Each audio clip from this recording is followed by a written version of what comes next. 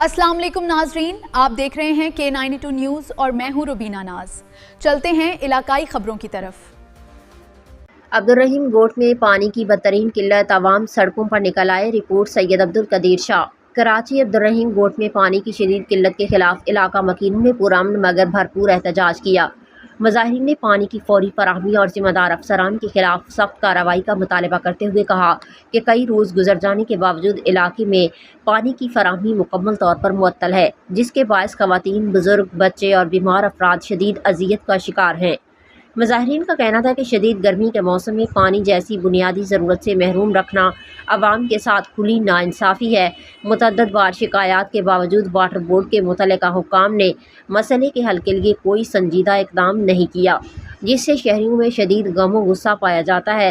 एहतजाज में शरीक शहरियों ने मुतालबा किया कि अब्दुर्रहीम गोट में फौरी तौर पर पानी की फराहमी बहाल की जाए। गफलत के मुर्तकिब वाटर बोर्ड के मुतल्लिका अफसर को फौरी तौर पर ओहदे से बरतरफ किया जाए और ज़िम्मेदारों के खिलाफ सख्त महकमाना कार्रवाई अमल में लाई जाए।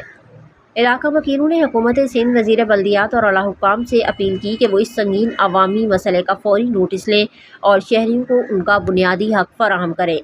मुजाहिरीन का कहना था कि पानी हमारी ज़िंदगी और बुनियादी हक है, इसकी फराहमी हर सूरत यकीनी बनाई जाए।